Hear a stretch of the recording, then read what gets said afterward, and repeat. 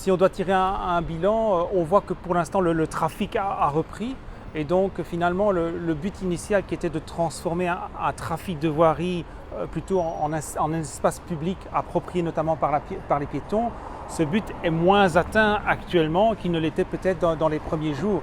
Tout n'est certainement pas à jeter. On peut garder par exemple certains tronçons, les laisser de manière permanente en zone de rencontre. D'autres par contre s'y prêtent moins. De toute façon, il va falloir aménager la signalisation, aménager l'infrastructure pour qu'elle soit un peu plus visible.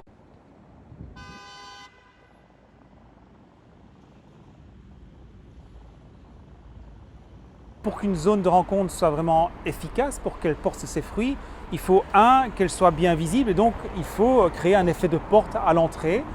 Ça peut se faire par du mobilier urbain par exemple, mais là l'automobiliste finalement n'a pas d'excuse. Il voit qu'il est dans une zone de rencontre et s'il connaît les règles, il va les respecter. Deuxième chose, il faut éviter par exemple d'avoir de trop longues lignes droites parce que pour un automobiliste, respecter le 20 km/h dans une longue ligne droite qui est plate, c'est clair que c'est très difficile. Troisième condition, il faut aussi qu'il y ait un flux suffisant de piétons. À la rue de Lange par exemple, à Namur, en plein centre, il y a environ en moyenne 20 000 piétons tous les jours et donc là forcément ils s'approprient l'espace public de manière naturelle. Et quatrièmement, il faut aussi assurer une visibilité mutuelle entre les usagers et donc par exemple quand il y a un virage, il faut l'aménager de manière telle que cette visibilité augmente. Donc bref, il y a quand même certaines conditions pour qu'elle fonctionne de la manière la plus optimale possible.